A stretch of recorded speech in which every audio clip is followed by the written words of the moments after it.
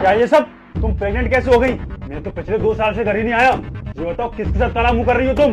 क्या बोल रहे हो? आपको भरोसा नहीं है क्या मुझ पे? भरोसे की बात तो तुम करो ही मत। मुझे नहीं पता था तुम मेरे पीठ पीछे किसी और के साथ मुंह काला करोगी। ये आप क्या बोल रहे हो रविंद्र? आप मेरी बात सुनो। क्या सुनूं मैं तुम्हारी बात? मुझे ये बताओ क्या सुनूं? मैं वहाँ बॉर्डर पर रहकर तुम्हारे बारे में दिन रात वहाँ पर सोचता रहता हूँ कि मेरी दिव्या वहाँ पर अकेली होगी, पता नहीं कैसे रह रही होगी। पर मुझे क्या पता दिव्या ने यहाँ पर अपना कोई और आशिक बना लिया है, मेरे पीठ पीछे किसी और के साथ रंगेलियां बना रही है। ऐसा कुछ भी नहीं है रविंद्र, ये मेरी नहीं है। तुम्हारी नहीं है? फिर एक बात बताओ, तुम्हारे रूम से ये कैसे मिली? तुम्हें पता है किसने दी मुझे? ये मुझे लखन ने दी।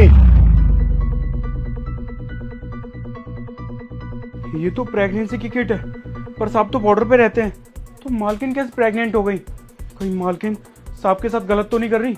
हाँ, मैं साहब को कॉल करके बता देता हूँ और यहीं बुला लेता हूँ। हेलो साहब जी। जी साहब जी।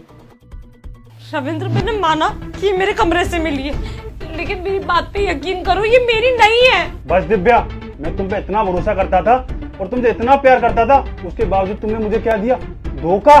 दिव्या, मुझे तुमसे ये उम्मीद नहीं थी। मुझे ना तुम्हारे साथ बिल्कुल नहीं रहना। निकल जाओ मेरे घर से। क्या कह रहे हो रविंद्र?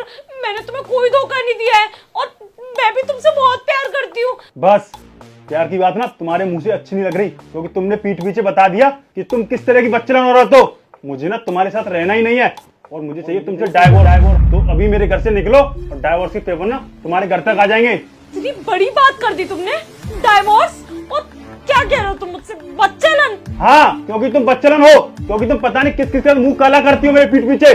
मैं तुमसे बात ही क्यों कर रहा हूँ? इससे पहले मेरा गुस्सा और तेज बढ़े। निकल जाओ मेरे रूम से। तुम ऐसे नहीं निकलोगी। चलो यहाँ से। भैया आप कब आए और आप भाभी के ऊपर हाथ उठा रहे हो? मेघा, तुम्हें कुछ नहीं पता। तुम्हारी भाभी ना मेरे पीठ पीछे किसी और के साथ मुंह काला कर रही है। ये देखो, ये प्रेग्नेंट है। भैया आप क्या बकवास करे जा रहे हो? मैं आपको बताना नहीं चाहती थी, लेकिन अब आपने अपनी हद पार कर दी है। आपने सती सावित्री जैसी हमारी भाभी के ऊपर उंगली उठाई।